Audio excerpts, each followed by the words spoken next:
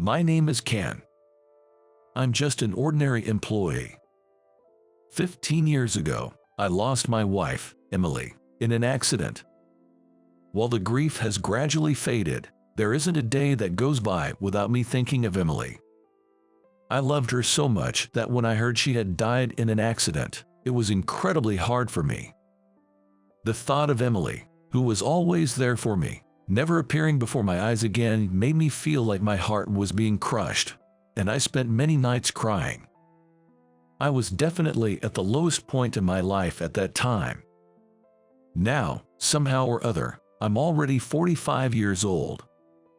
Friends and family have suggested I remarry, but I'm not keen on the idea and have continued to decline. Deep down, I still believe Emily is the only one for me. I'm sure I'll remain single for life. That's what I thought, but a turning point suddenly arrived. It happened when I went to a client for contract negotiations. On that day, I was nervous for the first time in a while.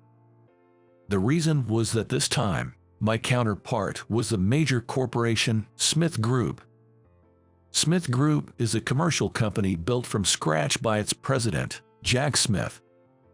Its annual sales are incomparably higher than ours. Given that such a company might sign a contract with us, my boss, Will, handed this negotiation over to me, even though I was busy with other work. The responsibility is heavy, I muttered to myself, feeling the pressure. However, I've been in this career for over 20 years now. I've experienced quite a few situations. After my wife's death, I threw myself into my work to the extent that some of my colleagues started calling me the ace. Honestly, it's a bit embarrassing to be called that, but wanting to live up to expectations, I put my all into the negotiation.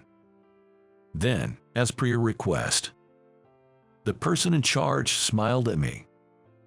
It was the moment the deal was sealed. "Thank you very much," I said, greeting them, then let out a sigh of relief. There are some details to work out, so I'll be visiting Smith Group for the next 2 to 3 weeks to explain.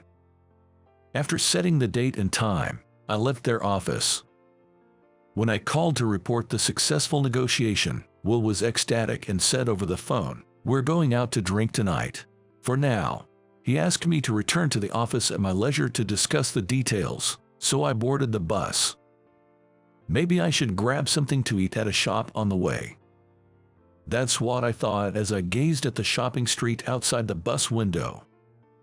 But when I saw a utility pole on a road slightly away from the shopping street, my heart skipped a beat. That place is still a painful spot for me.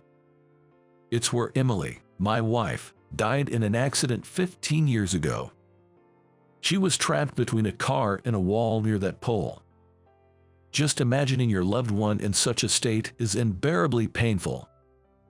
I took a deep breath to calm myself. That's when it happened. Suddenly, a woman in front of me started gasping for air and crouched down in distress. I instinctively asked, "Are you okay?" She looked to be in her early 20s. She seemed about to collapse, so I wanted to support her, but not wanting to touch a young person without permission, I awkwardly moved my hands in the air. The woman said, "I'm okay," and forced a smile at me, but her face was turning increasingly pale. I couldn't just leave her like that, so even though it wasn't my intended stop, I suggested we get off the bus together. Then, I helped her to a bench at the bus stop and made her sit down. "Sorry for bothering you during your busy time. It's okay. I have some time as I'm just returning from a meeting." I responded with a smile to the woman, who looked apologetic with furrowed brows, reassuring her. She seemed to calm down a bit and started speaking again. "Thank you for helping me. It's strange. I thought I was okay lately." The woman weakly smiled. "Do you have any chronic illness? You've been holding your heart since a while back." When I asked her, she replied with a bitter smile, "Actually, my heart is fine. It's just that, due to a car accident in the past, I sometimes have these attacks." Just now on the bus, as she recalled the incident, tears began to stream down her face. I was surprised but quickly reassured her that she didn't need to explain if it was difficult. Actually, I lost my wife in a traffic accident too. There was a time when I was scared just to see a car, so I understand how you feel. Hearing my words, the woman's eyes widened and she murmured softly, "Is that so?" It seemed she might have symptoms similar to depression. I didn't want her to talk about the accident because I didn't want her to relive the trauma. "Here, take this." I handed her a bottle of water I had bought from a vending machine near the bus stop. She took the water from me with an apologetic look on her face, yet gratefully said, "Thank you." I stayed with her until she calmed down, and after a while, she called a taxi and left in the opposite direction. It seemed resolved. But then, I noticed a shiny keychain on the ground. She must have dropped it before getting into the taxi. It was a basketball keychain with the names of an elementary school and a club team engraved on it. It could be a keepsake. I regretted not asking for her contact details, just in case. The next day, as I returned to Smith Group for a meeting, I suddenly heard a female voice exclaim, "Ah!" When I turned around, I saw the woman from the bus the day before. "You're from yesterday. Why are you here at our company?" "Ah, I'm here for a business meeting." After explaining the situation, she was surprised and said, "What a coincidence. Are you an employee here?" I asked. "Yes, I work here at the reception." "Oh, my name is Maria Smith." "Oh, I didn't introduce myself. My name is Ken." "You said Smith." Hearing the familiar surname, I looked up. Maria then said, "Yes, I'm the daughter of the president, Jack Smith." She said it with a shy smile. "I'm surprised. I had no idea you were the president's daughter." Amazed, I remembered the keychain I found and handed it to Maria. "Oh, I've been looking for this. Did you pick this up?" She seemed very surprised. "I was planning to take the bus frequently for meetings with Smith Group, so I kept it with me, hoping to return it to you. If not, I plan to hand it over to the police. I'm glad I found you so soon." Relieved that I could return it, a smile spread across my face. Then, I noticed Maria's face turning red. "Ken, you're such a kind person. I've never met a man as kind as you." She looked at me with a dreamy expression, then suddenly with a determined gaze. "You're coming here tomorrow too, right?" Yes." Her intense gaze made my heart skip a beat. Unexpectedly, I found myself receiving proactive advances from the president's daughter.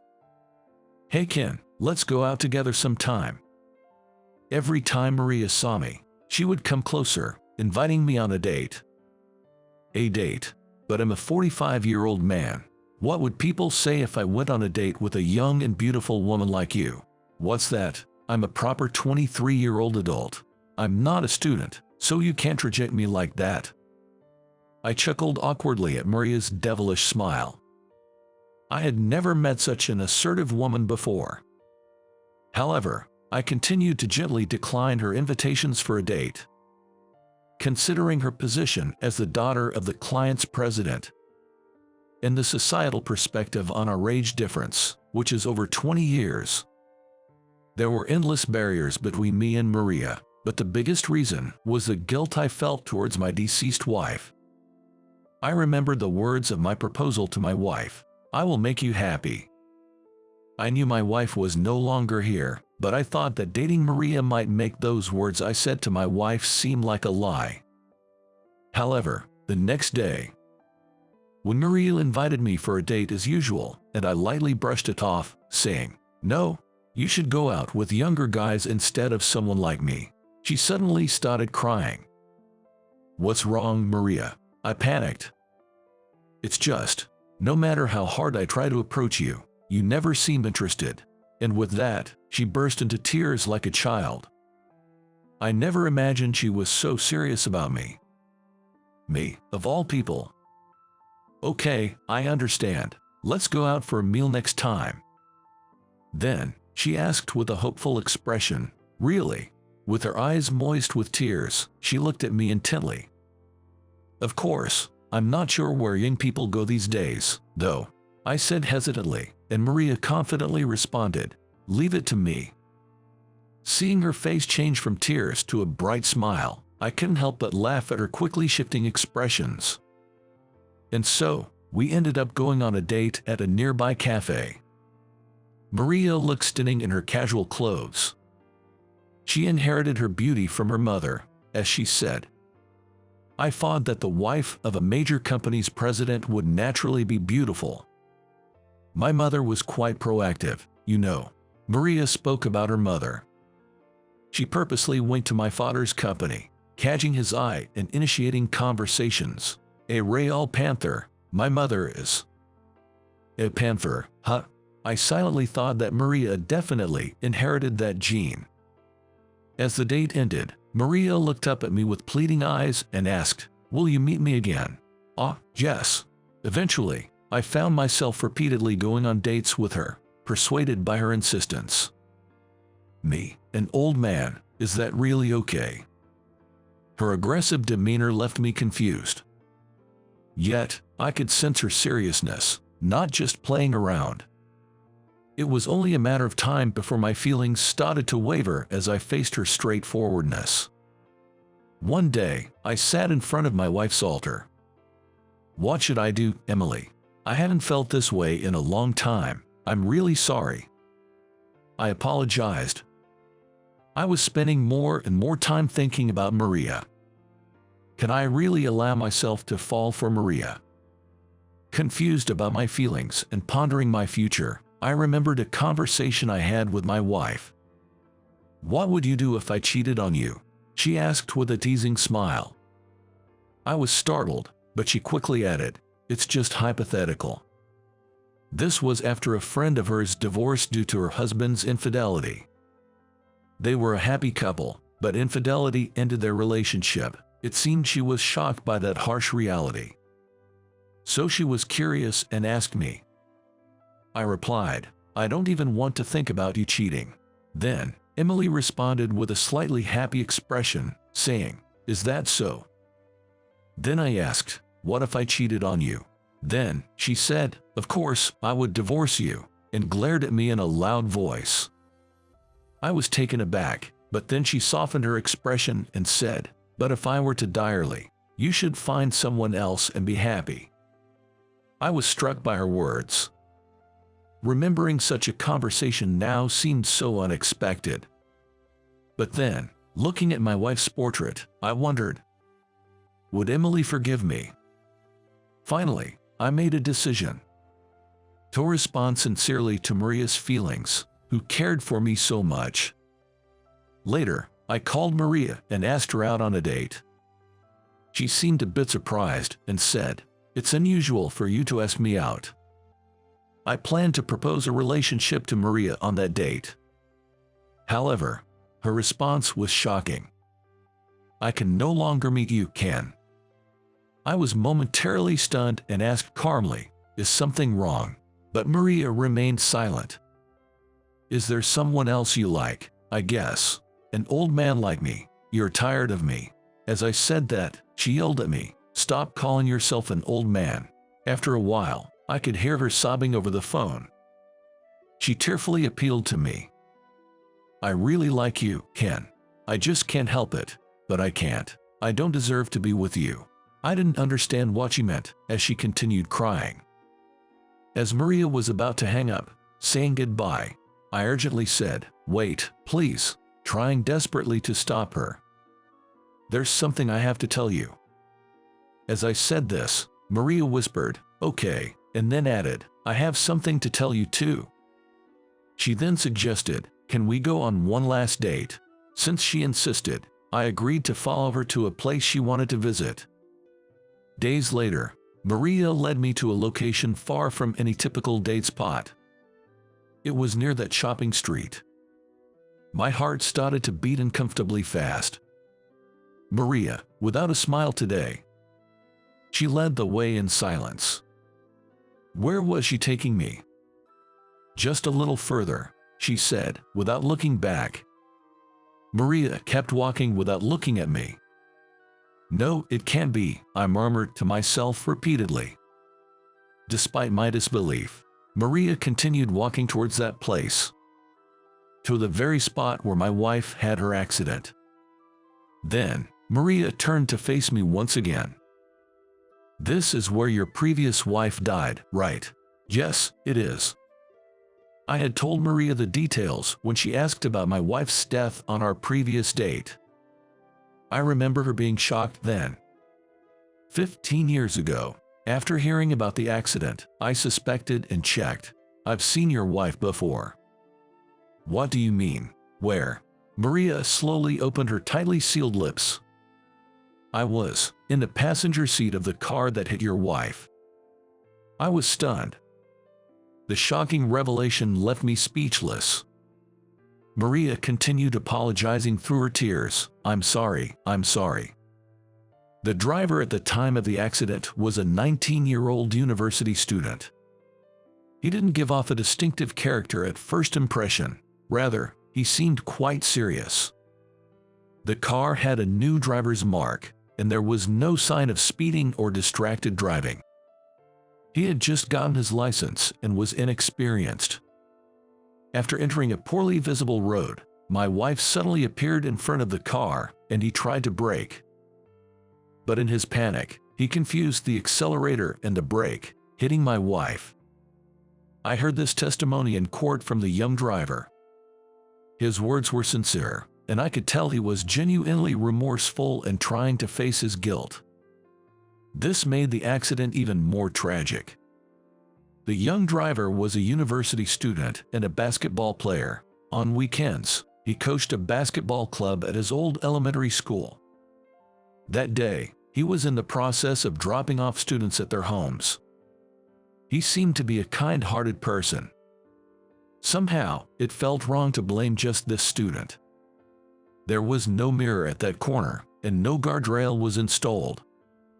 There were clear safety deficiencies. So, I told him to focus on safe driving in the future, and did not blame him further. After the accident, mirrors and guardrails were installed at the site, and I chose to believe that my wife's death was not in vain. This was all I vividly remembered. I had forgotten, but the young student Maria was in the car at the time. I didn't remember the name of the child in the passenger seat. According to Maria, the accident still haunts her in her dreams. The moment my wife was trapped between the car and the wall. I knew Maria had trauma from a car accident, but I never imagined it was from the perspective of the offender. The time she had a seizure on the bus was precisely when we passed the scene of the accident. I always wanted to bring flowers every year, but I couldn't. I'm so sorry. Maria continued to apologize tearfully. At the moment of the accident, I was talking to the coach. I innocently asked how my shots were that day. Then the accident happened. If I hadn't distracted the coach, maybe your wife wouldn't have died. Maria said this and then bowed deeply to me, saying, "I won't come near you again." Her words pained me, and I instinctively said, "Maria, it's not your fault," while stroking her head. "That accident was beyond your control. You just happened to be in the next seat. You're not to blame. I don't want you to suffer anymore." Before I knew it, I was holding Maria in my arms. She cried in my embrace. The university student who was driving has already paid for his mistake. As long as he continues to live without causing another accident, that's enough for me. I believe my wife in heaven would think the same. So, I couldn't finish my sentence. I couldn't decide then whether it was right for me to fall for Maria. Maria was also unsure whether it was okay for her to like me. Even though we had mutual feelings, we were uncertain whether to cross that barrier as time passed. Yet, I continued to stay in touch with Maria. Our conversations about daily happenings and good food were enjoyable, albeit simple. Eventually, I asked her out on a date and expressed my feelings to her. She asked me, "Am I good enough for you?" After nodding, I embraced her. Despite the twists and turns, we decided to start a relationship. I don't know what the future holds, but for now, I just want to be with Maria. I believe my wife in heaven would support our relationship.